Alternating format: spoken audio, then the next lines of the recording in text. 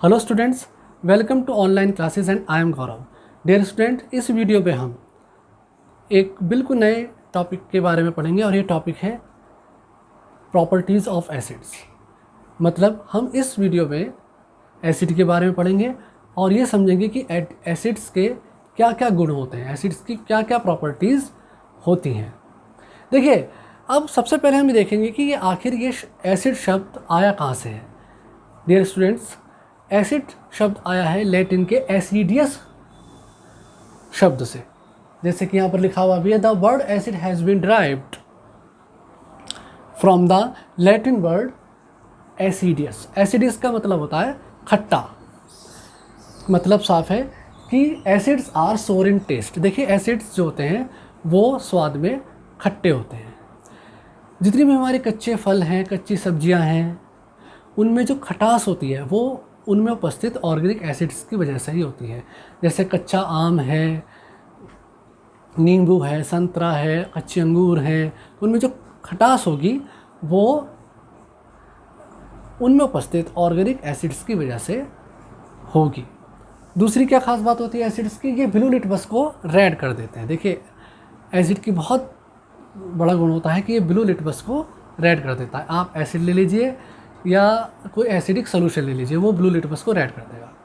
अच्छा, एसिड या acidic solution की जो पीएच होती है वो हमेशा 7 से कम होती है। अब ये पीएच क्या है, इसके बारे में हम आने वाली वीडियोस में बहुत डिटेल में पढ़ेंगे। फिलहाल यहाँ पर अभी आपको इतनी ही बात ध्यान रखनी है कि एसिड या एसिडिक सोल्यूशन की जो पीएच होती है वो 7 से कम होती है। अच्छा, एसिड्स जो होते हैं यदि उनको वाटर में डिज़ोल्व किया जाए, वाटर में घोला जाए, तो ये H+ आयन देते हैं। देखिए, आर्हेनियस ने एसिड की यही डेफिनेशन बनाई है कि वो कंपाउंड जो वाटर में डिज़ोल्व करने पर H+ आयन दे वो एसिड होते हैं। तो एसिड की खास बात होती है कि ये वाटर में डिज़ोल्व किए जाने पर H+ आयन देते हैं। तो स्वाद में खट्टे होते हैं, ब्लू लिटमस को रेड कर देते हैं, इनकी पीएच जो होती है वो 7 से कम होती है और वाटर में घोलने पर ये H+ आयन देते हैं। अब हम एसिड्स के टाइप्स के बारे में पढ़ेंगे। डियर स्टूडेंट्स, अब मैं आपको एसिड्स के टाइप्स के बारे में बताऊंगा। देखिए, एसिड्स जो होते हैं मेनली 2 तरह के होते हैं, natural acids and synthetic acids. इनमें सबसे पहले हम नेचुरल एसिड्स के बारे में पढ़ेंगे। देखिए, जैसे नाम से ही पता चल रहा है, नेचुरल एसिड्स वो एसिड्स होते हैं जो नेचर में पहले से ही प्रेजेंट है और इनका निर्माण एनिमल बॉडीज़ और प्लांट की बॉडीज़ में होता है। मेनली जो नेचुरल एसिड्स हैं वो प्लांट्स से हमें मिलते हैं। अब मैं आपको कुछ नेचुरल एसिड्स और उनके नेचुरल सोर्सेज के बारे में बताता हूँ। देखिए, नेचुरल एसिड्स को ऑर्गेनिक एसिड्स भी कहते हैं। तो सबसे पहले जिस ऑर्गेनिक एसिड के बारे में मैं आपको बता रहा हूँ वो है एसिटिक एसिड। एसिटिक एसिड को हम इथेनोइक एसिड भी कहते हैं और इसका मुख्य जो नेचुरल सोर्स है वो है सिरका यानी कि विनेगर। तो एसिटिक एसिड जो होता है वो विनेगर में पाया जाता है। इसके बाद नाम आता है सिट्रिक एसिड का। देखिए, सिट्रिक एसिड जो होता है वो सिट्रस फ्रूट जैसे लेमन, ऑरेंज, मौसमी, इन सब खट्टी फलों और सब्जियों में पाया जाता है। इसके बाद हमारा जो ऑर्गेनिक एसिड है, बड़ा फेमस ऑर्गेनिक एसिड है लैक्टिक एसिड, और ये पाया जाता है खट्टे दूध में या फिर दही में। एक और ऑर्गेनिक एसिड के बारे में मैं आपको बताता हूँ डियर स्टूडेंट्स, और वो है ऑक्सैलिक एसिड। ऑक्सैलिक एसिड पाया जाता है टमाटोज़ और गुआवा में। इसके बाद हम बात करेंगे टार्ट्रिक एसिड की। देखिए, टार्ट्रिक एसिड जो है वो पाया जाता है टैमेरिंड और खट्टे अंगूरों में। टार्ट्रिक एसिड के बाद नाम है हमारा फॉर्मिक एसिड का, जो पाया जाता है चींटी के डंक में या फिर नेटल प्लांट की लीफ स्टिंग में। इन दोनों के ही चुभ जाने से हमें जलन महसूस देती है और सूजन आ जाती है। उसका कारण यही होता है कि जैसे ये चुभते हैं वैसे ही जो फॉर्मिक एसिड होता है वो हमारे ब्लड में आ जाता है और जलन और सूजन उत्पन्न करता है। देखिए, फॉर्मिक एसिड को हम मिथेनोइक एसिड भी कहते हैं। डियर स्टूडेंट्स, अब मैं इन ऑर्गेनिक एसिड से जुड़ी हुई कुछ और बातें आपको बताता हूँ। देखिए ऑर्गेनिक एसिड की एक बड़ी ख़ास बात होती है कि ये नॉन करोसिव होते हैं। नॉन करोसिव मतलब कि अगर ये कपड़े पर, कागज़ पर और स्किन पर गिर जाएँ तो उसको नहीं जलाते हैं। अगर हम ऑर्गेनिक एसिड्स को टच करके देखें तो हमारे हाथ की स्किन जो है नहीं जलेगी। अब ये जो नेचुरल एसिड्स हैं या ऑर्गेनिक एसिड्स हैं, इनकी एक ख़ास बात ये और होती है कि हम इनको टेस्ट करके देख सकते हैं।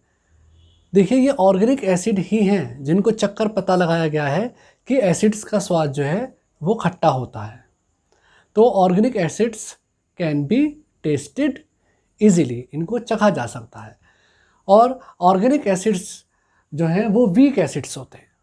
देखिए ये बात हमें ध्यान रखनी है कि जितने भी ऑर्गेनिक एसिड्स हैं, नेचुरल एसिड्स हैं, वो वीक एसिड्स हैं। अब ये वीक एसिड्स क्या हैं, इसके बारे में हम अभी थोड़ी देर बाद में ही पढ़ेंगे। देखिए अब मैं आपको सिंथेटिक एसिड्स के बारे में बताता हूँ। देखिए सिंथेटिक एसिड जो हैं वो एसिड्स होते हैं जिनका निर्माण हम लेबोरेटरी में या फिर इंडस्ट्रीज़ में करते हैं। इनके नाम से ही पता चल रहा है, सिंथेटिक एसिड्स। अच्छा, इनको हम मिनरल एसिड्स या फिर मैन मेड एसिड्स भी कहते हैं। इनके बड़े फेमस एग्जाम्पल हैं, जैसे hydrochloric acid HCl, nitric acid HNO3, sulphuric acid H2SO4, इसके अलावा कार्बोनिक एसिड H2CO3 और सल्फ्यूरस एसिड H2SO3। ये सभी जो हैं, जो मैंने एग्जाम्पल बताया आपको, वो सिंथेटिक एसिड्स के हैं। देखिए इन सभी एसिड्स में जो H2SO4 है ये किंग ऑफ एसिड्स कहलाता है। इसका कारण ये है कि हमारी इंडस्ट्रीज़ में, हमारी डेली लाइफ में H2SO4 यानी कि सल्फ्यूरिक एसिड का बहुत ज़्यादा इस्तेमाल होता है, इसलिए H2SO4 को हम किंग ऑफ एसिड्स भी कहते हैं। डियर स्टूडेंट्स, हाइड्रोक्लोरिक एसिड जो होता है वो एनिमल स्टोमक में रिलीज़ होता है, लेकिन उसके बावजूद भी हम इसको सिंथेटिक एसिड ही कहते हैं। ये बात भी हमें ध्यान रखनी है। अच्छा, सिंथेटिक एसिड से जुड़ी हुई एक ख़ास बात ये है कि ये बहुत ज़्यादा करोसिव होते हैं। आप इनका डाइल्यूट सोल्यूशन यूज़ कीजिए या कंसनट्रेटेड सोल्यूशन कीजिए, वो दोनों ही तरह से जो है ये करोसिव होते हैं। स्टूडेंट, इसी करोसिव नेचर के कारण इन सिंथेटिक एसिड्स को हम चख कर नहीं देख सकते, इनको हम टेस्ट करके नहीं देख सकते, जबकि हम ऑर्गेनिक एसिड्स को, नेचुरल एसिड्स को टेस्ट कर कर देख सकते हैं। अच्छा, नेचुरल एसिड्स जो होते हैं वो एज ए फूड इंग्रेडिएंट की तरह भी काम आते हैं। जैसे ये हमारा होता है एसिटिक एसिड, तो वो विनेगर में पाया जाता है, और विनेगर जो होता है वो अचार, मुरब्बा, टमाटो केचप आदि बनाने में काम आता है। और टार्ट्रिक एसिड है, बेकिंग पाउडर में एज ए फूड इंग्रेडिएंट होता है। लेकिन जो हमारे सिंथेटिक एसिड्स होते हैं इनको हम चक्कर नहीं दे सकते हैं और ना ही खाने में इनका इस्तेमाल होता है। डियर स्टूडेंट्स, अब यहाँ पर मैं एक बात बताऊँ कि जो सिंथेटिक एसिड्स होते हैं ये स्ट्रॉन्ग एसिड्स होते हैं। देखिए मैंने भी आपको एक बार पहले भी बताया कि स्ट्रॉन्ग एसिड और वीक एसिड के बारे में अभी हम डिस्कस करेंगे। फिलहाल अभी हमें यहाँ पर ये बात ध्यान रखनी है कि जो सिंथेटिक एसिड्स होते हैं वो स्ट्रॉन्ग एसिड्स होते हैं और जो ऑर्गेनिक एसिड्स होते हैं वो वीक एसिड्स होते हैं। डियर स्टूडेंट्स, ये बात हुई हमारी नेचुरल एसिड्स की और सिंथेटिक एसिड्स की। अब हम बात करेंगे कि ये डाइल्यूट और कंसनट्रेटेड एसिड्स क्या होते हैं, और फिर बात करेंगे स्ट्रॉन्ग एसिड्स और वीक एसिड्स के बारे में कि ये क्या होते हैं। देखिए प्रैक्टिस में हम एसिड और वाटर के मिक्सर का इस्तेमाल करते हैं, और इस मिक्सर को हम एसिडिक एक्वस सॉल्यूशन कहते हैं। यही एसिडिक सॉल्यूशन जो है वो कंसनट्रेटेड और डाइल्यूट होता है। जब ये सॉल्यूशन कंसनट्रेटेड सॉल्यूशन होता है तो इसको हम कंसनट्रेटेड एसिड बोल देते हैं, और जब ये सॉल्यूशन डाइल्यूट होता है तो इसको हम डाइल्यूट एसिड बोल देते हैं। अब कब कंसनट्रेटेड होता है और कब डाइल्यूट होता है ये मैं आपको बताता हूँ। देखिए वाटर और एसिड के इस मिक्सचर में जब एसिड बहुत बहुत ज़्यादा होता है और वाटर बहुत ही कम होता है, तब हम इसको कंसनट्रेटेड एक्वस सोल्यूशन बोल देते हैं या सिंपली कंसनट्रेटेड एसिड बोल देते हैं। और जब इस वाटर और एसिड के मिक्सचर में वाटर बहुत ज़्यादा होता है तब हम इसको डाइल्यूट एसिडिक एक्वस सोल्यूशन या फिर सिंपली डाइल्यूट एसिड बोल देते हैं। देखिए, जब वाटर बहुत ज़्यादा होता है, एसिड कम होता है तो डाइल्यूट एसिड, और वाटर बहुत कम है, एसिड बहुत ज़्यादा है, तब कंसनट्रेटेड एसिड हम इसे कहते हैं। अच्छा, यहाँ से एक बात बिल्कुल साफ निकल के आ रही है कि यदि हमें एसिड को डाइल्यूट करना है तो हमें उसमें वाटर मिलाना पड़ेगा। जितना ज़्यादा हम वाटर मिलाते चले जाएंगे उतना ज़्यादा एसिड जो है डाइल्यूट होता चला जाएगा। लेकिन यहाँ पर एक बात ध्यान रखने की होती है कि जब भी कभी हमें एसिड को डाइल्यूट करना होता है तो हम एसिड में वाटर नहीं मिलाते हैं, हमेशा वाटर में एसिड मिलाते हैं। उसका कारण क्या है कि ये जो डाइल्यूशन का प्रोसेस होता है ये बहुत ज़्यादा एक्सोथर्मिक होता है, बहुत लार्ज अमाउंट में इसमें हीट निकलती है। और यदि जब हम एसिड में वाटर मिला रहे होते हैं तो उस हीट के कारण जो वाटर होता है वो वेपर फॉर्म में आ जाता है और एसिड की बूंदों को हमारे चेहरे पर छिटका देता है, जो हमारी आँखों के लिए, चेहरे के लिए बहुत ज़्यादा हार्मफुल होती है। लेकिन यदि हम वाटर में एसिड मिलाएंगे तो जितनी भी हमारी हीट निकली है उस हीट को जो लार्ज अमाउंट में वाटर प्रेजेंट है वो वाटर एब्जॉर्ब कर लेता है और जो एसिड होता है वो आसानी से बिना किसी नुकसान को किए हुए वाटर के अंदर डिज़ोल्व हो जाता है। डियर स्टूडेंट्स, ये बात मैंने आपको बताई डाइल्यूट एसिड्स की और कंसनट्रेटेड एसिड्स। मैं आपको बताता हूँ स्ट्रॉन्ग एसिड और वीक एसिड के बारे में। देखिए, स्ट्रॉन्ग एसिड्स वो एसिड्स होते हैं जो पानी में घोले जाने पर बहुत जल्दी से और लार्ज अमाउंट में H+ आयंस देते हैं, और वीक एसिड्स वो एसिड्स होते हैं जो वाटर में घोले जाने पर बहुत कम और बहुत धीरे धीरे H+ आयन रिलीज़ करते हैं। अच्छा, जो H+ आयन एसिड देता है ये वाटर के मॉलिक्यूल से ही रिएक्ट करके H3+ हो यानी कि हाइड्रोनियम आयन में कन्वर्ट हो जाता है। तो आप इसको H3+O भी लिख सकते हैं या फिर H+ और नीचे एक्वस का ये छोटा सा सिंबल यहाँ पर बना सकते हैं। तो स्ट्रॉन्ग एसिड के केस में बहुत जल्दी से लार्ज अमाउंट में H+ प्राप्त होंगे, और जो वीक एसिड के केस में आपको H+ आयंस जो हैं वो धीरे धीरे और बहुत कम अमाउंट में प्रेजेंट होंगे। स्ट्रॉन्ग एसिड जो है वो कम्प्लीटली टूट जाता है और वीक एसिड जो है वो पूरी तरह से नहीं टूट पाता। इसीलिए देखिए, हमने यहाँ पर ये रिवर्सिबिलिटी का साइन लगाया। वीक एसिड के केस में ये रिवर्सिबिलिटी का साइन यहाँ पर हमने शो किया है। अच्छा, यहाँ पर एक बात ये ध्यान रखने की है कि जो अधिकतर ये नेचुरल एसिड्स होते हैं ये वीक एसिड्स होते हैं। ऑर्गेनिक एसिड्स, नेचुरल एसिड्स ये वीक एसिड्स होते हैं, और अधिकतर जितने भी मिनरल एसिड या सिंथेटिक एसिड्स हैं वो स्ट्रॉन्ग एसिड्स हैं। अधिकतर जितने भी सिंथेटिक एसिड्स हैं वो स्ट्रॉन्ग एसिड्स हैं। लेकिन कुछ सिंथेटिक एसिड ऐसे भी हैं जो वीक हैं, जैसे carbonic acid H2CO3, sulphurous acid H2SO3। ये कुछ ऐसे सिंथेटिक एसिड्स हैं जो वीक हैं। नहीं तो अधिकतर जो सिंथेटिक एसिड्स होते हैं वो स्ट्रॉन्ग एसिड्स होते हैं। देखिए, अब हम एक एक्टिविटी करके देखेंगे। हमारे पास 2 कंटेनर हैं, एक कंटेनर में स्ट्रॉन्ग एसिड भरा है, एक कंटेनर में वीक एसिड भरा है। कैसे पता चलेगा कौन सा स्ट्रॉन्ग है कौन सा वीक है? देखिए, इसके लिए हम क्या कर सकते हैं कि एक तरीका तो यह है कि हम पीएच स्ट्रिप लें यूनिवर्सल इंडिकेटर की। यूनिवर्सल इंडिकेटर की एक पीएच स्ट्रिप लें और उससे पीएच मेजर करें। जिस एसिड की पीएच कम आएगी वो स्ट्रॉन्ग एसिड, और जिस एसिड की पीएच ज़्यादा आ जाएगी वो वीक एसिड। अब आपके दिमाग में बात चल रही होगी कि भाई ये यूनिवर्सल इंडिकेटर की पीएच स्ट्रिप क्या है। देखिए, ये बात मैं आपको आने वाली वीडियोस में बताऊंगा। फिलहाल आप यहाँ पर ये बात ध्यान रखिए कि यूनिवर्सल इंडिकेटर की पीएच स्ट्रिप से पीएच मेजर होती है, और पीएच कम आएगी तो हम कहेंगे कि भाई ये जो एसिड है ये स्ट्रॉन्ग एसिड है और पीएच ज़्यादा आएगी तो हम कहेंगे कि जो एसिड है वो वीक एसिड है। तो दो कंटेनर में जिसकी पीएच कम आ जाए वो स्ट्रॉन्ग एसिड और जिसकी पीएच ज़्यादा आ जाए वो वीक एसिड।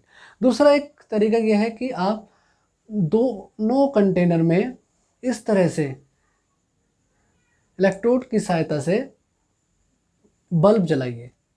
देखिए यहाँ पर ये बैटरी लगी है, ये यहाँ पर स्ट्रॉन्ग एसिड और वीक एसिड का एक सॉल्यूशन भरा है और हमने ये बल्ब जलाया। अब एक कंटेनर में यहाँ पर स्ट्रॉन्ग एसिड भरा है, एक कंटेनर में यहाँ पर वीक एसिड भरा है। तो जिस कंटेनर में स्ट्रॉन्ग एसिड भरा होगा तो उस कंटेनर में यहाँ पर ये बल्ब बहुत तेज़ी के साथ जलेगा, बड़ी ब्राइटनेस के साथ। और जिस कंटेनर में यहाँ पर वीक एसिड भरा है उस केस में ये बल्ब जो होगा डिम जलेगा। तो जहाँ पर बल्ब ब्राइटनेस दे रहा है तो वो एसिड जो होगा वो स्ट्रॉन्ग एसिड होगा। क्यों? क्योंकि भाई स्ट्रॉन्ग एसिड ने लार्ज अमाउंट में H+ रिलीज़ करें तो आयंस की संख्या यहाँ पर ज़्यादा होगी। जब आयंस की संख्या ज़्यादा होगी तो इलेक्ट्रिसिटी की कंडक्टिविटी भी ज़्यादा होगी और ये बल्ब जो है वो तेज़ी के साथ चमकेगा। और जिस कंटेनर में वीक इलेक्ट्रोलाइट भरा है वहाँ पर बल्ब डिम जलेगा। उसका क्या कारण है कि वीक इलेक्ट्रोलाइट जो है वो H+ आयन की कम रिलीज़ करेगा, जिसकी वजह से वीक इलेक्ट्रोलाइट के एक्वस सोल्यूशन में H+ की संख्या कम होगी, यानी कि उसकी इलेक्ट्रिकल कंडक्टिविटी कम होगी और जो बल्ब है वो डिम चलेगा। तो ऐसे हम पता लगाते हैं कि जो हमारा एसिड जो हमें एसिड दिया गया है वो स्ट्रॉन्ग है या वीक है। अच्छा, मैंने यहाँ पर आपको एक बात बताई थी कि किसी भी कंसनट्रेटेड एसिड को यदि डाइल्यूट करना है तो उसमें हमें वाटर मिलाना है। जितना ज़्यादा वाटर मिलाते जाएंगे एसिड जो है उतना ज़्यादा डाइल्यूट होता चला जाएगा। अच्छा, यहाँ पर एक बात ध्यान रखनी है कि डाइल्यूशन करने पर यूनिट वॉल्यूम में H+ आयंस की संख्या कम हो जाती है। देखिए कई जगह ये क्वेश्चन दिया जाता है कि डाइल्यूशन करने पर H+ आयंस की जो संख्या है उस पर क्या प्रभाव पड़ता है। तो आप ध्यान रखिएगा कि जितना ज़्यादा हम डाइल्यूशन करेंगे यूनिट वॉल्यूम में H+ आयन की संख्या जो है वो कम होती चली जाती है। देखिए अब हम एक एक्टिविटी करके देखेंगे। हमारे पास दो कंटेनर हैं, एक कंटेनर में स्ट्रॉन्ग एसिड भरा है, एक कंटेनर में वीक एसिड भरा है। कैसे पता चलेगा कौन सा स्ट्रॉन्ग है कौन सा वीक है? देखिए इसके लिए हम क्या कर सकते हैं कि एक तरीका तो यह है कि हम पीएच स्ट्रिप लें यूनिवर्सल इंडिकेटर की एक पीएच स्ट्रिप लें और उससे पीएच मेजर करें। जिस एसिड की पीएच कम आएगी वो स्ट्रॉन्ग एसिड और जिस एसिड की पीएच ज़्यादा आ जाएगी वो वीक एसिड। अब आपके दिमाग में बात चल रही होगी कि भाई ये यूनिवर्सल इंडिकेटर की पीएच स्ट्रिप क्या है। देखिए ये बात मैं आपको आने वाली वीडियोस में बताऊंगा। फिलहाल आप यहाँ पर ये बात ध्यान रखिए कि यूनिवर्सल इंडिकेटर की पीएच स्ट्रिप से पीएच मेजर होती है और पीएच कम आएगी तो हम कहेंगे कि भाई ये जो एसिड है ये स्ट्रॉन्ग एसिड है और पीएच ज़्यादा आएगी तो हम कहेंगे कि जो एसिड है वो वीक एसिड है। तो दो कंटेनर में जिसकी पीएच कम आ जाए वो स्ट्रॉन्ग एसिड और जिसकी पीएच ज़्यादा आ जाए वो वीक एसिड। दूसरा एक तरीका यह है कि आप दोनों कंटेनर में इस तरह से इलेक्ट्रोड की सहायता से बल्ब जलाइए। देखिए यहाँ पर ये बैटरी लगी है, ये यहाँ पर स्ट्रॉन्ग एसिड और वीक एसिड का एक सॉल्यूशन भरा है और हमने ये बल्ब जलाया। अब एक कंटेनर में यहाँ पर स्ट्रॉन्ग एसिड भरा है, एक कंटेनर में यहाँ पर वीक एसिड भरा है। तो जिस कंटेनर में स्ट्रॉन्ग एसिड भरा होगा तो उस कंटेनर में यहाँ पर ये बल्ब बहुत तेज़ी के साथ जलेगा, बड़ी ब्राइटनेस के साथ। और जिस कंटेनर में यहाँ पर वीक एसिड भरा है उस केस में ये बल्ब जो होगा डिम जलेगा। तो जहाँ पर बल्ब ब्राइटनेस दे रहा है तो वो एसिड जो होगा वो स्ट्रॉन्ग एसिड होगा। क्यों? क्योंकि भाई स्ट्रॉन्ग एसिड ने लार्ज अमाउंट में H+ रिलीज़ करें तो आयंस की संख्या यहाँ पर ज़्यादा होगी। जब आयंस की संख्या ज़्यादा होगी तो इलेक्ट्रिसिटी की कंडक्टिविटी भी ज़्यादा होगी और ये बल्ब जो है वो तेज़ी के साथ चमकेगा। और जिस कंटेनर में वीक इलेक्ट्रोलाइट भरा है वहाँ पर बल्ब डिम जलेगा। उसका क्या कारण है कि वीक इलेक्ट्रोलाइट जो है वो H+ आयन की कम रिलीज़ करेगा, जिसकी वजह से वीक इलेक्ट्रोलाइट के एक्वस सोल्यूशन में H+ की संख्या कम होगी, यानी कि उसकी इलेक्ट्रिकल कंडक्टिविटी कम होगी और जो बल्ब है वो डिम चलेगा। तो ऐसे हम पता लगाते हैं कि जो हमारा एसिड, जो हमें एसिड दिया गया है वो स्ट्रॉन्ग है या वीक है। अच्छा, मैंने यहाँ पर आपको एक बात बताई थी कि किसी भी कंसनट्रेटेड एसिड को यदि डाइल्यूट करना है तो उसमें हमें वाटर मिलाना है। जितना ज़्यादा वाटर मिलाते जाएंगे सर एसिड जो है उतना ज़्यादा डाइल्यूट होता चला जाएगा। अच्छा, यहाँ पर एक बात ध्यान रखनी है कि डाइल्यूशन करने पर यूनिट वॉल्यूम में H+ आयंस की संख्या कम हो जाती है। देखिए कई जहाँ ये क्वेश्चन दिया जाता है कि डाइल्यूशन करने पर H+ आयंस की जो संख्या है उस पर क्या प्रभाव पड़ता है। तो आप ध्यान रखिएगा कि जितना ज़्यादा हम डाइल्यूशन करेंगे यूनिट वॉल्यूम में H+ आयन की संख्या जो है वो कम होती चली जाती है। डियर स्टूडेंट्स, अब हम एक एक्टिविटी करेंगे और ये देखेंगे कि एसिड को अपना एसिडिक बिहेवियर शो करने के लिए वाटर की ज़रूरत पड़ती है। मतलब केवल वाटर के प्रेजेंस में ही जो एसिड है वो अपना एसिडिक बिहेवियर शो करते हैं। देखिए इसके लिए हमने एक टेस्ट ट्यूब में NaCl लिया और इसके ऊपर कंसनट्रेटेड H2SO4 को हमने डाला। तो कंसनट्रेटेड H2SO4 और NaCl की रिएक्शन से HCl गैस प्रोड्यूस होगी। देखिए यहाँ पर ये ड्राई HCl गैस प्रोड्यूस हुई। अब इस ड्राई HCl गैस के ऊपर हम ड्राई लिटमस पेपर लेके आए नीले रंग का। तो हम ये देखते हैं कि ये जो ड्राई ब्लू कलर का लिटमस पेपर था, इस ड्राई HCl गैस की प्रेजेंस में ब्लू का ब्लू ही रहा। मतलब ड्राई HCl ने इस dry litmus paper, dry blue litmus paper पर अपना कोई भी एसिडिक बिहेवियर शो नहीं किया। अब हमने क्या काम किया, हमने इस ब्लू लिटमस पेपर को पानी में भिगो दिया और पानी में भिगोकर हम इस ड्राई HCl गैस के कांटेक्ट में लेकर आए। तो हम ये देखते हैं कि ये जो पानी में भिगो हुआ ब्लू लिटमस पेपर था ये तुरंत इस ड्राई HCl गैस के कांटेक्ट में आकर रेड हो गया। मतलब जो ड्राई HCl गैस थी उसने इस पानी में भीगे हुए ब्लू लिटमस पेपर के ऊपर अपना एसिडिक बिहेवियर शो कर दिया। देखिए मतलब साफ है कि जैसे ही ड्राई HCl गैस इस पानी में भीगे हुए ब्लू लिटमस पेपर के कांटेक्ट में आई तो HCl ने वाटर के कांटेक्ट में आते ही H+ को रिलीज़ कर दिया और यही H+ जो है वो एसिडिक बिहेवियर के लिए रिस्पॉन्सिबल होता है। इसलिए तुरंत ये जो पानी में भीगा हुआ ब्लू लिटमस पेपर था ये तुरंत रेड हो गया। डियर स्टूडेंट्स, इस एक्टिविटी से हमें साफ पता चल गया कि एसिड जो होते हैं उन्हें अपना एसिडिक बिहेवियर शो करने के लिए वाटर की ज़रूरत होती है, या यूँ कहें कि वाटर की प्रेजेंस में ही वो अपना एसिडिक बिहेवियर शो करते हैं। अब हम एसिड्स की कुछ केमिकल प्रॉपर्टीज़ के बारे में पढ़ेंगे।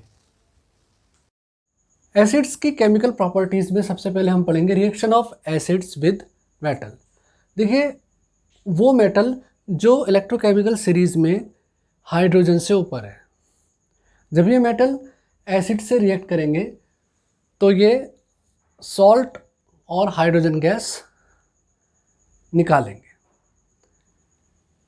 वो मेटल जो इलेक्ट्रोकेमिकल सीरीज में हाइड्रोजन से नीचे प्रेजेंट हैं वो मेटल एसिड से रिएक्ट करके हाइड्रोजन गैस रिलीज़ नहीं करते। ये बात हमें बहुत ज़्यादा ध्यान रखनी है। तो इलेक्ट्रोकेमिकल सीरीज में जो मेटल हाइड्रोजन से ऊपर है वो मेटल एसिड से रिएक्ट करके सॉल्ट और हाइड्रोजन गैस बनाते हैं। अब कैसे पता चलेगा कि ये जो गैस है ये हाइड्रोजन ही है? देखिए जो हाइड्रोजन गैस होती है अगर हम इसको जलाएंगे तो ये पॉप साउंड के साथ पट पट पट की आवाज़ से जलेगी, बर्न्स विद पॉप साउंड। और देखिए ये हाइड्रोजन गैस निकालने का जो करैक्टर होता है ये सभी एसिड शो करते हैं। सभी एसिड जो होते हैं वो इस तरह के मेटल्स से रिएक्ट करके सॉल्ट और हाइड्रोजन गैस रिलीज़ करते हैं। अब देखिए दूसरी हमारी प्रॉपर्टी है reaction of acids with carbonates, metal carbonates and metal bicarbonates. देखिए जब कभी मेटल के साथ CO3 ग्रुप होता है तो वो कहलाते हैं मेटल कार्बोनेट्स, और जब कभी भी मेटल के साथ HCO3 ग्रुप होता है तो वो कहलाते हैं मेटल बाई कार्बोनेट। तो मेटल कार्बोनेट हो चाहे मेटल बाई कार्बोनेट हो, यदि वो किसी एसिड से रिएक्ट करते हैं तो सॉल्ट बनाते हैं और साथ में कार्बन डाइऑक्साइड और वाटर इस रिएक्शन में बनता है। कहने का मतलब है कि इस रिएक्शन में CO2 गैस जो है वो रिलीज़ होगी। अब कैसे पता चले कि ये गैस CO2 ही है? देखिए CO2 जो है उसके दो टेस्ट हैं। अभी मैं आपको CO2 के इन टेस्ट के बारे में बताता हूँ। फिलहाल आप ये बात ध्यान रखिए कि चाहे कार्बोनेट हो चाहे बाइकार्बोनेट हो, यदि वो एसिड से रिएक्ट करेंगे तो सॉल्ट, कार्बन डाइऑक्साइड और वाटर इस रिएक्शंस में बनता है। देखिए जैसे यहाँ पर ये सोडियम कार्बोनेट है, इसकी HCl से रिएक्शन हुई तो यहाँ पर ये NaCl बना, CO2 बना और वाटर बनी। इसी तरह से देखिए नीचे जो है ये सोडियम बाइकार्बोनेट है। देखो ये तो ऊपर सोडियम कार्बोनेट था, यह है सोडियम बाइकार्बोनेट या सोडियम हाइड्रोजन कार्बोनेट। इसकी रिएक्शन जब HCl से हुई तो यहाँ पर NaCl, सॉल्ट, CO2 और वाटर बना। तो कार्बोनेट हो चाहे बाइकार्बोनेट हो, दोनों ही रिएक्शंस में सॉल्ट, CO2 और वाटर यहाँ पर बन रहा है। अच्छा, ये जो सोडियम बाइकार्बोनेट की HCl से रिएक्शन है, ये रिएक्शन हमारी पेट में तब होती है जब हम एसिडिटी को रिमूव करने के लिए सोडियम बाइकार्बोनेट को एज एन एंटा एसिड ग्रहण करते हैं। तो ये रिएक्शन होती है और हमारे पेट से एसिडिटी जो है वो रिमूव हो जाती है। देखिए कैल्शियम कार्बोनेट पर भी हम एसिड की रिएक्शन पढ़ेंगे। उससे पहले देखिए सोडियम बाइकार्बोनेट पे HCl डाला तो NaCl, CO2 और वाटर बना। यदि इसी सोडियम बाइकार्बोनेट पर हम डाइल्यूट H2SO4 डालें तो हमारी जो रिएक्शन होगी वो उसमें बनेगा Na2SO4 सॉल्ट, CO2 और वाटर। इस रिएक्शन में भी सॉल्ट, CO2 और वाटर बनेगा, लेकिन क्योंकि हमने यहाँ पर H2SO4 लिया है तो हमारा सॉल्ट बनेगा यहाँ पर Na2SO4। और ये जो रिएक्शन है सोडियम बाइकार्बोनेट की डाइल्यूट H2SO4 के साथ, ये रिएक्शन होती है फायर एक्सटिंग्विशर में। देखिए फायर एक्सटिंग्विशर में जो है हम सोडियम बाइकार्बोनेट के ऊपर H2SO4 डालकर CO2 गैस प्रोड्यूस करते हैं। और ये जो CO2 गैस होती है ये इनकम्बशेबल गैस होती है। इसकी प्रेजेंस में आग जो होती है वो बुझ जाती है। ऑक्सीजन जो होती है वो आग जलाने में सपोर्ट करती है, जबकि जो CO2 होती है उसके प्रेजेंस में किसी भी तरह की बर्निंग नहीं हो सकती है। तो इसीलिए फायर एक्सटिंग्विशर्स में CO2 को प्रोड्यूस किया जाता है, आग को बुझा दिया जाता है। देखिए अब हम एक और कार्बोनेट, कैल्शियम कार्बोनेट की बात करेंगे। देखिए कैल्शियम कार्बोनेट जो होता है वो लाइमस्टोन, मार्बल, चॉक, एगशेल इन सब का फार्मूला होता है। लाइमस्टोन, मार्बल, चॉक और एगशेल इन सभी में कैल्शियम कार्बोनेट प्रेजेंट होता है। और इसकी रिएक्शन यदि H2SO4 से कराई जाए तो कैल्शियम सल्फेट, कार्बन डाइऑक्साइड और वाटर बनते हैं। कार्बोनेट है तो इसलिए सॉल्ट, CO2 और वाटर तो बनेगा ही एसिड से रिएक्ट करने पर। देखिए जो हमारी हिस्टोरिकल बिल्डिंग्स होते हैं, मोनूमेंट्स होते हैं मार्बल के बने हुए, उनका जो मार्बल होता है वो धीरे धीरे ख़राब होता रहता है। उसका कारण यही होता है कि जो एसिड रेन में एसिड प्रेजेंट होते हैं जैसे H2SO4, तो वो मार्बल के कैल्शियम कार्बोनेट से रिएक्ट करके कैल्शियम सल्फेट, CO2 और H2O बनाते रहते हैं, जिससे धीरे धीरे धीरे जो मार्बल होता है वो कैल्शियम सल्फेट में कन्वर्ट होता रहता है और जो मार्बल की बिल्डिंग होती है वो पीली पड़ती चली जाती है। अब बात आती है कि कार्बोनेट हो चाहे बाइकार्बोनेट हो, एसिड से रिएक्ट करने पर सॉल्ट बनाते हैं, CO2 गैस बनाते हैं और वाटर बनाते हैं। अब कैसे पता चलेगी कि जो गैस निकल रही है ये CO2 गैस ही है? देखो इसके लिए दो टेस्ट हैं। एक टेस्ट तो ये है कि CO2 जो है वो नॉन कम्बशेबल गैस होती है, कोई भी आप जलती हुई तीली लेके आए तो वो CO2 की प्रेजेंस में बुझ जाएगी। एक CO2 का टेस्ट होता है कि आप यदि इसको लाइम वाटर में भेजेंगे तो लाइम वाटर जो है मिल्की हो जाता है। देखिए लाइम वाटर का फार्मूला होता है CaOH, कैल्शियम हाइड्रोक्साइड का एक्वस सोल्यूशन। इसमें यदि आप CO2 गैस भेजेंगे तो ये लाइम वाटर मिल्की हो जाता है। अब मिल्की क्यों हो जाता है? क्योंकि यहाँ पर ये कैल्शियम कार्बोनेट का वाइट पीपीटी बन जाता है, जिस कारण CO2 गैस भेजने पर लाइम वाटर मिल्की हो जाता है। लेकिन अगर आप CO2 को लंबे समय तक भेजते रहेंगे लाइम वाटर में, तो होगा क्या कि अधिक CO2 भेजने पर ये जो कैल्शियम कार्बोनेट होगा, ये कैल्शियम बाइकार्बोनेट के अंदर कन्वर्ट हो जाएगा, और ये जो कैल्शियम बाइकार्बोनेट होता है ये वाटर में सॉल्युबल होता है। तो जो वाइट कलर का जो कैल्शियम कार्बोनेट पीपीटी बनाता, ये घुलकर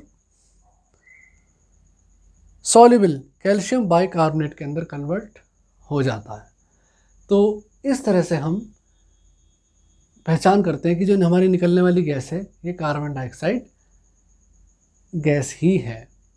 डियर स्टूडेंट्स, अब मैं आपको न्यूट्रलाइजेशन रिएक्शन के बारे में बताता हूँ कि न्यूट्रलाइजेशन रिएक्शन में किस तरह से एसिड और बेस आपस में रिएक्ट करते हैं। स्टूडेंट्स, एसिड और बेस के बीच में जो रिएक्शन होती है उस रिएक्शन को बोलते हैं न्यूट्रलाइजेशन रिएक्शन, और इस रिएक्शन में एसिड बेस के साथ रिएक्शन करके सॉल्ट और वाटर बनाता है। तो इस रिएक्शन को बोलते हैं हम न्यूट्रलाइजेशन रिएक्शन। देखिए यहाँ पर NaOH की रिएक्शन दिखाई गई है HCl के साथ। यहाँ पर NaOH ने HCl के साथ रिएक्शन करके सॉल्ट बनाया NaCl और वाटर बनाया। देखिए NaCl जो होता है वो कॉमन सॉल्ट कहलाता है। यहाँ पर ये रिएक्शन है मैग्नीशियम हाइड्रोक्साइड और HCl के बीच में, और मैग्नीशियम हाइड्रोक्साइड ने HCl से रिएक्शन करके मैग्नीशियम क्लोराइड और वाटर यहाँ पर बनाया। देखिए ये जो मैग्नीशियम हाइड्रोक्साइड होता है इसे मिल्क ऑफ मैग्नीशिया भी कहते हैं, और जब कभी हमारे पेट में एसिडिटी ज़्यादा हो जाती है, HCl ज़्यादा प्रोड्यूस होता है, तो ये मिल्क ऑफ मैग्नीशिया को खा लेने पर एसिडिटी जो होती है वो ख़त्म हो जाती है। ये न्यूट्रलाइजेशन की रिएक्शन हो जाती है, और जितना भी जो एसिड एक्सेस में बन गया है वो सारा न्यूट्रलाइज हो जाता है और हमें आराम मिल जाता है। देखिए न्यूट्रलाइजेशन रिएक्शन से रिलेटेड एक छोटी सी एक्टिविटी है। देखिए यदि हमें वो पॉइंट मालूम करना है, न्यूट्रलाइजेशन पॉइंट मालूम करना है जिस पॉइंट पर पूरे के पूरे एसिड को किसी बेस ने न्यूट्रलाइज कर दिया है, या किसी पूरे के पूरे बेस को किसी एसिड ने पूरी तरह से न्यूट्रलाइज कर दिया है, उस न्यूट्रलाइजेशन पॉइंट को मालूम करना है, तो उसके लिए हम कैसे करके देख सकते हैं कि हम एक बीकर में बेस ले लें और उस बेस पे हम एक इंडिकेटर डालते हैं फिनोल्फ्थलीन। तो देखिए फिनोल्फ्थलीन डालते ही बेस का कलर जो है वो पिंक हो जाएगा, क्योंकि फिनोल्फ्थलीन का कलर जो होता है वो बेस में पिंक होता है। अब हम क्या करेंगे, ऊपर से थोड़ा सा एसिड उसमें डालना शुरू कर देंगे। जिस पॉइंट पर उस बीकर में रखे बेस का पिंक कलर लेस हो जाए, वही पॉइंट इस रिएक्शन का न्यूट्रलाइजेशन पॉइंट होगा। अब यदि इस बीकर में न्यूट्रलाइजेशन पॉइंट आने के बाद, यानी कि पिंक कलर के कलरलेस होने के बाद दोबारा से यदि थोड़ा भी बेस डालेगी तो कलर दोबारा से पिंक आ जाएगा। फिलहाल यहाँ पर ये बात समझने की है कि जिस पॉइंट पर पिंक कलरलेस हो गया वही पॉइंट जो है न्यूट्रलाइजेशन पॉइंट था। तो उस पॉइंट पर हम समझ जाएंगे कि सारा का सारा जो बेस था बीकर के अंदर उसको एसिड ने कंप्लीटली न्यूट्रलाइज कर दिया है। अच्छा, अब हम रिएक्शन पढ़ेंगे एसिड की मेटल ऑक्साइड्स के साथ। देखिए जो मेटल के ऑक्साइड होते हैं वो बेसिक होते हैं। बेसिक क्यों होते हैं? क्योंकि अगर मेटल के ऑक्साइड को आप वाटर में घोलेंगे तो बेस बन जाएगा, इसलिए इनको बेसिक ऑक्साइड बोलते हैं। तो मेटल के ऑक्साइड की जो रिएक्शन होती है एसिड के साथ वो बिल्कुल न्यूट्रलाइजेशन रिएक्शन की तरह होती है। एसिड जो होते हैं वो मेटल के ऑक्साइड के साथ रिएक्ट करके बिल्कुल न्यूट्रलाइजेशन रिएक्शन की तरह सॉल्ट और वाटर बनाते हैं। क्योंकि मेटल के ऑक्साइड की नेचर है बेसिक, ये एसिड है, तो बेसिक और एसिडिक सब्सटेंस आपस में मिलकर सॉल्ट और वाटर बना लेते हैं। देखिए यहाँ पर एक ये रिएक्शन ली गई है, यहाँ पर एक ब्लैक कलर का कॉपर ऑक्साइड है, मेटल का ऑक्साइड। जैसे ही आप इसके ऊपर एसिड डालेंगे धीरे धीरे आपको ये ब्लैक कलर जो है वो ब्लू कलर के क्यूप्रस क्लोराइड के अंदर कन्वर्ट होता हुआ नज़र आएगा। और जब सारा का सारा ब्लैक कलर का कॉपर ऑक्साइड ब्लू कलर के क्यूपस क्लोराइड में कन्वर्ट हो जाएगा, उसी पॉइंट को हम इस रिएक्शन का एंड पॉइंट बोल देंगे। डियर स्टूडेंट्स, यहाँ पर एक बात और ध्यान देने की है कि सभी एसिड्स में एक बात कॉमन होती है कि वो वाटर में डाले जाने पर H+ आयन देते हैं। देखिए, उनके फार्मूले में तो H एटम प्रेजेंट होता है, लेकिन खास बात ये होती है कि वो वाटर में डाले जाने पर H+ आयन देते हैं। इसीलिए कहा जाता है कि हर वो कंपाउंड जिसके अंदर H एटम प्रेजेंट है वो एसिड नहीं होता। जरूरी यह है कि वो वाटर में घोले जाने पर H+ आयन रिलीज करे। अगर उसके फार्मूले में H एटम प्रेजेंट है भी, और अगर वो वाटर में घुलने पर H+ आयन नहीं दे रहा है, तो हम उसको एसिड नहीं बोलेंगे। जैसे ग्लूकोज है C6H12O6, 12 हाइड्रोजन है, लेकिन यह वाटर में घुलने पर H+ आयन नहीं रिलीज करता। देखिए, ग्लूकोज के फार्मूले में 12 हाइड्रोजन होती है C6H12O6, लेकिन वाटर में डिसॉल्व करने पर ग्लूकोज H+ आयन नहीं देता, इसलिए हम ग्लूकोज को एसिड नहीं कहते। अब मैं आपके सामने एसिड्स की केमिकल प्रॉपर्टीज़ की समरी कर देता हूँ। देखिए, पहली प्रॉपर्टी हमने पढ़ी थी कि जब कभी भी एसिड्स उन मेटल से रिएक्ट करता है जो मेटल इलेक्ट्रोकेमिकल सीरीज में हाइड्रोजन से ऊपर है, तो सॉल्ट और हाइड्रोजन गैस प्रोड्यूस होती है। देखिए, इसी रिएक्शन की वजह से हमें खट्टी चीज़ों को, दूध को, दही को मेटल्स के बने हुए बर्तनों में नहीं रखना चाहिए। यदि हम दूध को, दही को या जूस को मेटल्स के बने हुए बर्तन जैसे कॉपर या ब्रास के बने हुए बर्तन में रख देते हैं, तो सॉल्ट और हाइड्रोजन गैस बनेगी, और इस रिएक्शन की वजह से पॉइजनस सब्सटेंस जो है वो डेवलप हो जाएगा, जो हमारी हेल्थ के लिए बहुत ज़्यादा हानिकारक होता है। दूसरी रिएक्शन में पढ़ी थी कि जब कभी कार्बोनेट या बाइकार्बोनेट से एसिड रिएक्ट करते हैं तो सॉल्ट, कार्बन डाइऑक्साइड और वाटर बनता है।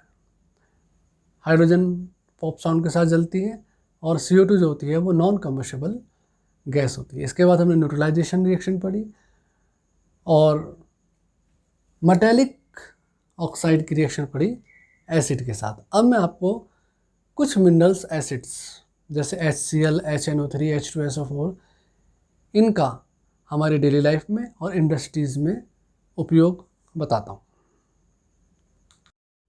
डियर स्टूडेंट्स, अगर अब हम मिनरल एसिड्स के इस्तेमाल के बारे में बात करें तो हमारा एक बहुत इंपॉर्टेंट मिनरल एसिड होता है सल्फ्यूरिक एसिड। इसका अनेकों जगह इस्तेमाल होता है। देखिए, सल्फ्यूरिक एसिड का एक बहुत बड़ा इस्तेमाल होता है फर्टिलाइज़र्स को बनाने में। एक बहुत उपयोगी फर्टिलाइज़र होता है अमोनियम सल्फेट, जिसके निर्माण में सल्फ्यूरिक एसिड का प्रयोग होता है। इसके अलावा sulphuric acid paints industry, dyes के निर्माण में, प्लास्टिक की मैन्युफैक्चरिंग में, सिंथेटिक फाइबर को बनाने में, डिटर्जेंट को बनाने में काम में आता है। देखिए, एक्सप्लोसिव मटेरियल्स को बनाने में भी सल्फ्यूरिक एसिड का इस्तेमाल किया जाता है। इसके अलावा बैटरीज़ में H2SO4 का बहुत ज़्यादा प्रयोग होता है। देखिए, कई तरह की बैटरीज़ में, जैसे कार बैटरी है, बस बैटरी है, ट्रक की बैटरी है, इन्वर्टर की बैटरी में भी सल्फ्यूरिक एसिड का प्रयोग होता है। इसके अलावा सल्फ्यूरिक एसिड का इस्तेमाल पेट्रोलियम रिफाइनिंग में भी किया जाता है। देखिए, नाइट्रिक एसिड हमारा एक और इम्पॉर्टेंट मिनरल एसिड है जिसका उपयोग भी अनेकों जगह होता है। फर्टिलाइज़र बनाने में भी नाइट्रिक एसिड का प्रयोग किया जाता है। एक बहुत इंपॉर्टेंट फर्टिलाइज़र होता है अमोनियम नाइट्रेट, जिसके निर्माण में नाइट्रिक एसिड का इस्तेमाल किया जाता है। एक्सप्लोसिव्स मटेरियल बनाने में नाइट्रिक एसिड का इस्तेमाल है।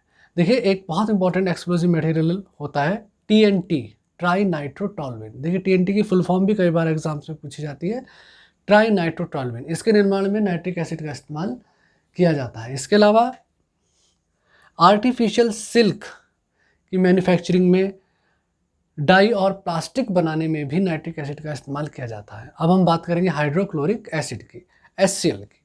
देखिए हाइड्रोक्लोरिक एसिड का जो इस्तेमाल है वो मेटल्स को गैल्वेनाइजेशन से पहले साफ करने में किया जाता है। देखिए मेटल के ऊपर मेटल ऑक्साइड की लेयर जम जाती है, तो गैल्वेनाइजेशन से पहले इस मेटल ऑक्साइड की लेयर को मेटल्स में से हटाया जाता है और इसको धोने के लिए, इसको साफ करने के लिए HCl का प्रयोग किया जाता है। इसके अलावा बॉयलर्स में स्केल्स जम जाते हैं, उनको साफ करने में भी HCl का बहुत ज़्यादा उपयोग होता है। देखिए टेक्सटाइल और लेदर इंडस्ट्री में भी HCl बहुत काम आता है। डियर स्टूडेंट्स, ये मैंने आपको बताए कुछ मिनरल्स एसिड के उपयोग। डियर स्टूडेंट, इस वीडियो में मैंने आपको एसिड्स से जुड़ी हुई तमाम बातें बताई।